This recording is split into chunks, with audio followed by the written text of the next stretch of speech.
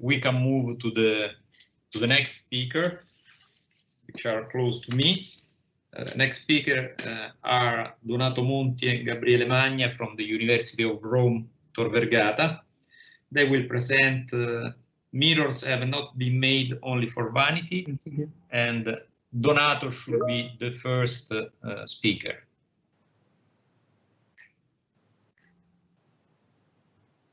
Donato, please start the presentation. Okay.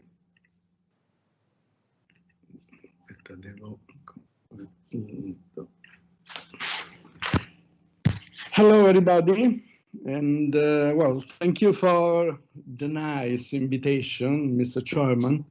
Well, I mean, as an introduction, we have a joint discussion with Gabriele, and that, okay, now is visible the screen. It's okay? Not in the presentation mode, it's just the PowerPoint. This is just the PowerPoint. So the technicians are frankly at the work.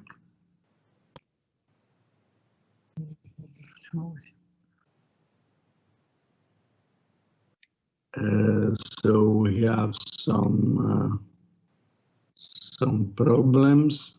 Now should be okay. No, still in the, it's just the PowerPoint. Okay, now it's okay. Okay, now it's okay. Okay, so meaning of mirrors are not being made only for vanity. I mean, it's a joke. Okay, recalling the importance of the chirality, starting from the hypothesis of generation of life to the nowadays applications.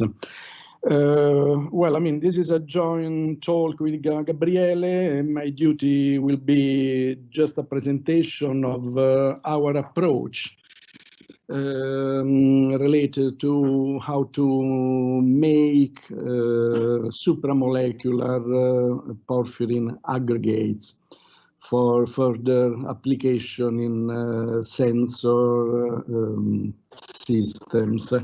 Well, I mean, our philosophy is to build up a porphyrin, a microcycle, based on our long year experience in synthesis. And the porphyrins in particular, by following this scheme, are characterized by the presence of chiral molecular information, which is constituted in this case by proline residues. We take advantage of the presence of the proline derivatives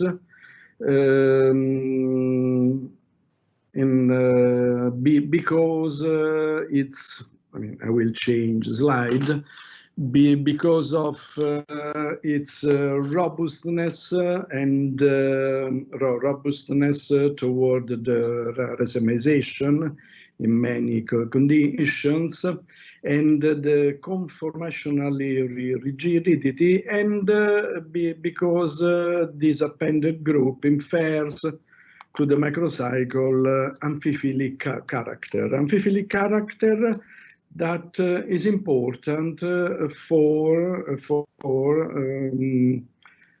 realizing the supramolecular final chiral structures.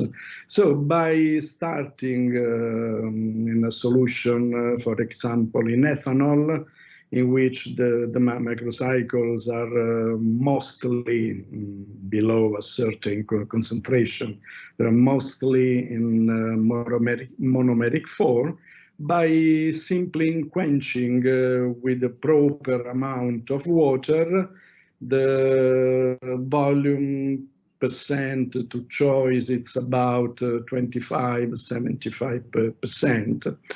that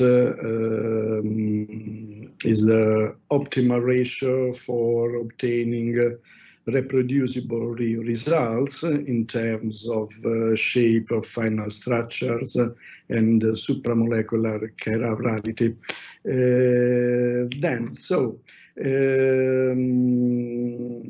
We operate some mechanistic studies, and for example, in this case, in which the chiral information is brought by an ionic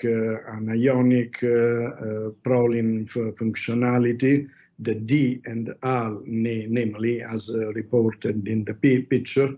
By quenching with water, we have a quite complex aggregation mechanism that can be, exemplified in this, I will say, a cartoon, in which in a very fast, immediate step, we have a sort of creation of nucleation seeds with very low, poor coherence and very low degree of chirality. By waiting, during time, sort of 1 to 2 weeks, the nucleation seeds, reorganize themselves to give stereospecifically organized structure with the final chirality that strictly depends on the chiral information that is stored on the appended group, on the proline residues in this case. Well, as an example, the first nucleation seeds, shows quite specular CD behavior with quite poor, quite low LTCity, and ending up with time with strong CD signals characterized by a more complex feature with crossover points that are exactly in the correspondence of the maximum of splitted Sorey band that it can be visible in the picture on the low right side on the the window. We have to consider that during the final formation of the organized structure, there is an inversion of the initial chirality. This is a consequence, according to proposals reported in the former literature by others. This can be the effect of steady crowding during the growth that could imply a distortion of the macrocycle plane. We think that this effective reorganization is implied by a coordination of the carboxylate group of the proline functionality to the zinc central metal ion coordinated in the porphyrin plane. And quite important, from a pictorial frame of the mechanistic studies, is the behavior of the second step of aggregation, the slow one. It is important to remark a typical sigmoidal behavior that is a ring, is a signal, is a proof of an autocatalytic mechanism. So we can imagine like the enantiomorphic surface offered by the nucleation seeds act as a catalyst itself for the incoming sticking of the free monomers left in solution. And by using of the common kinetic equation that developed formerly by Robert Pasternak for similar studies, we can extrapolate, we can calculate the pseudo first order, the catalyzed reaction rate that is something like 10 to 4 minutes, reciprocal minutes, and aggregation factor n, the exponential of the rate constant, is always higher than unity, confirming the autocatalytic behavior of the process. And so the results are quite reproducible, and are independent of the specific stereoisomers that acts as a molecular information. So the D aggregation is actually specular with respect to the L counterpart. Well, we were able to obtain some solid states imaging by SEM of the formed aggregates that are commonly seen as a fractal of a typical fractal structures that confirms the hypothesis, the mechanistic hypothesis given.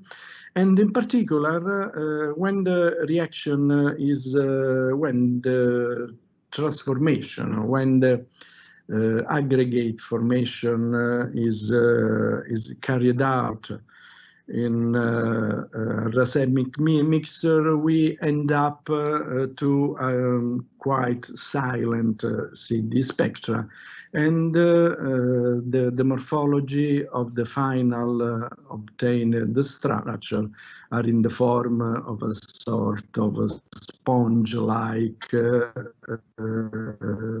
sponge-like unidentified material.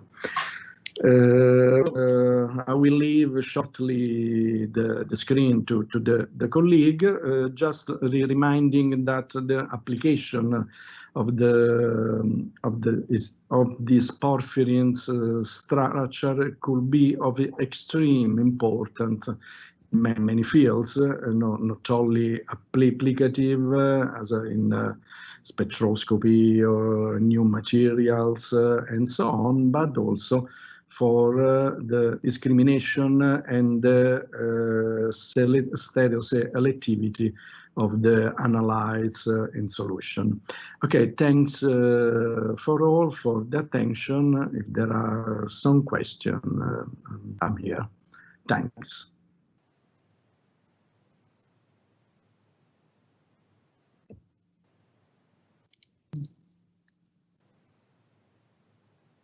I think we can proceed with the Gabriele presentation. Then, if there are questions, there will be at the end of both presentations.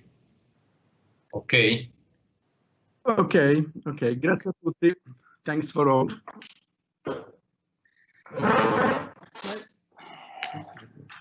Good afternoon. I'm going to continue this presentation. Okay. One moment only. Okay, I hope the screen is visible. So we have to talk now about application, and to do that we have to introduce very briefly the chemical sensor. chemical sensor is basically composed by two units: a receptor part, where generally we have the sensing material, and a transducer part. Receptor part has to interact with the molecules, and the transducer part have to transform this information into an electrical signal. Let's talk one moment about transducers. A very common transducer we use are quartz crystal microbalance. These are composed by a quartz crystal embedded into two gold electrodes. Due to the piezoelectric effect, we can make the quartz oscillating at a very high frequency. In this case, we have around 20 megahertz. And we have that this sensor is very sensitive to the loading of mass. Like, for example, in this case, we have 7 hertz for nanogram of shift variation. So we have a mass sensor, and why we want to have a mass sensor? Because in this way we are able to recognize all the interaction occurring between a sensing layer and we have also an equation that describes the variation of frequency with the variation of loading mass and the so-called Severby equation, and we have that the frequency decrease while the mass loading increase. Now we talk about Donato talk about the chiral material that is a porphyrin with the proline group, and we can use the proline group apart from what Donato said also to functionalize some metal oxide material. In this case, we utilize zinc oxide nanoparticles, and we made that very easily by hydrothermal route. And at the end, we have these pyramids in the shape of hexagonal pyramid in the range of around 20 to 100 nanometers. And we can functionalize these nanoparticles directly in solution or in suspension in this case by adding into a solution of porphyrin diluted in toluene. And in the end, we have that the porphyrin forms a layer onto the nanoparticles is self-aggregate directly in a solution. So we have a very directly way to functionalize nanoparticles. And what we obtain, and we can see this from TEM images, is that porphyrin is like a glue that takes and made the particles together each other. So they try to make them close each other because of porphyrin. And the thickness of porphyrin is around, in this case, around 4 nanometers. It's well to remember that this thickness is surely not so big, but is for sure higher than the monolayer case. So it means that we have a thin layer of porphyrin up to the surface of zinc oxide. So once we have this, why we want to have hybrid material? Because in this way we can in some way control the thickness and aggregation of porphyrin upon to the surface of zinc oxide, and after that we can functionalize the surface of quartz microbalance with as much material we want, let's say, because the quantity of nanoparticles, the quantity of porphyrin has been already set during the functionalization process. I think in this way, so we have this. Okay. So we made our sensor with 3 different materials. We use the porphyrin directly in ethanol solution, so in the monomeric form. We utilized the aggregates that Donato previously described. And finally, we form a film with the hybrid nanomaterial. Obviously, in the first case, we have amorphous film. In the second case, we have the aggregates Donato just described. In the final case, we cannot see in this scale the the porphyrin, because of course the morphology of nanoparticles is dominant in this case. What we can see and what we can do is to characterize this film. In this case, they were made on glass with the circular dichroism, and we can see that the amorphous layer, the first case, is CD silent, so we have no any circular dichroism. Whereas in the last few cases, we have, even in the solid state, the dichroic effect. And it is interesting to see that also in the case of hybrid nanoparticles, we have CD signal, and it seems that we have also in the peak in the UV range, and it can be due to the induction of chirality from the porphyrin to the zinc oxide, because that region is typical for the absorption of zinc oxide. Then, once we have our sensor, we can set in our instrument. It is basically the electronic nose we use here in Tor Vergata, where the up to 12 quartz can be made oscillating. And we put our sensor array connected to a mass flow controller setup, where we can use a nitrogen gas as carrier and put our liquid sample in a bubbler in order to have a different concentration, and so we can test our gas. And this is what we obtain with the trim material in the case of limonene, and we use the two enantiomers of limonene, R and S limonene. And we can see that in the first two cases, that are the case where we have only porphyrin film, we have that basically we have no difference between the response towards the two different enantiomers at different concentration. Whereas in the case of a hybrid material, we have that the sensor is much more responsive to the R limonene rather than to S limonene. And also when we consider the sensitivity, that is basically the slope of the line you can see in the upper graphs, we can see that R limonene, the sensitivity is much more higher. And so in this way, we can see that even if we have a chiral films, often this is not sufficient to have an enantioselective sensor, and that the thickness and the surface, the film itself, influence the performance in the sensing material. A way to optimize that can be to control the aggregation upon two nanomaterials like zinc oxide nanostructure, and then to layer them onto our sensor, in this case quartz microbalance.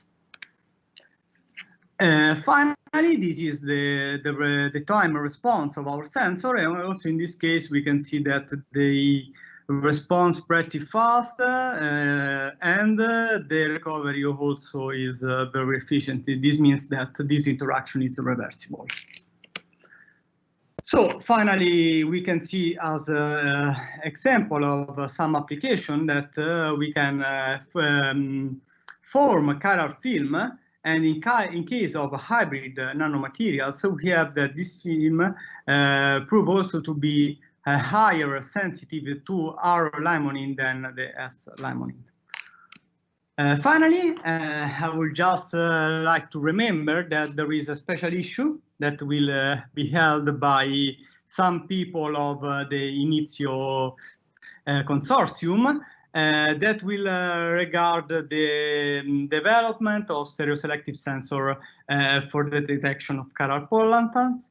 And this is in the Inizio topic, and so we will invite all of you to participate to this special issue. Thank you again for your kind attention. Okay, thanks Gabriele for the presentation. Are there questions? Let me. Okay, Gabriele, look at the Donato. There is a question from Victor in the chat. Okay.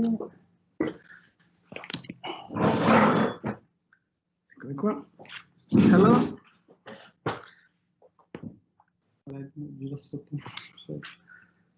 Well, I'm online. Okay, Victor asked a quite tricky question, asking if you have ever tried to add a chiral alcohol as a partner in the solvent mixture for making aggregates. Well, the answer is not yet.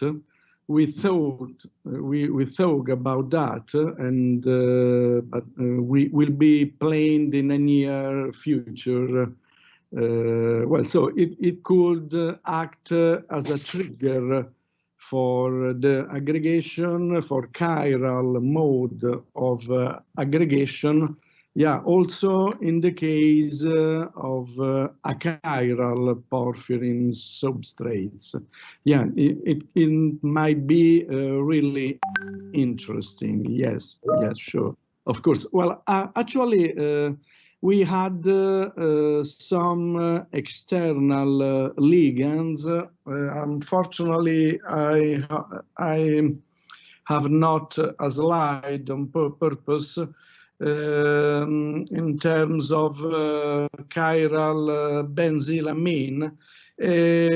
We end up in a completely different also chiral aggregates in which the stereochemistry of the external inductor is prevalent, and also not only in the final sign, in the final supramolecular chirality, but also on the final morphology. In the absence of an external induction, we have a beautiful, okay, fractal forms. In the presence of chiral benzylamine, we have some rod-like shape form, and well, this is still, I mean, under investigation. We just published a paper that will be online quite soon. Yeah, today, I mean, yeah, today from, yeah, yeah, I've been informed that is out today. Okay. Okay. Donato, there is an additional question. Yeah. Can any type of metal nanoparticle be used for covering with chiral layer? Well, okay, this is more addressed to Gabriele, but I mean, if it's quite okay, a bit of history. The cationic proline counterpart, so showing a quaternized ammonium residue, have the tendency to stick to any surface they can be in contact. And non-covalent we imagine interaction from polyethylene to glass to silica nanoparticles and so on. We did not try in the case of, for example, silver or gold, but I mean, by functionalizing with sulfur, we can make a covalent sulfur-gold bond, and so my answer is could be, yeah, sure. Yeah, it will be reasonably, the answer is yes. Okay. There are. Thanks to you. Okay. If there are no questions, we can thank Donato and Gabriele for the presentation. Ciao a tutti. We can move to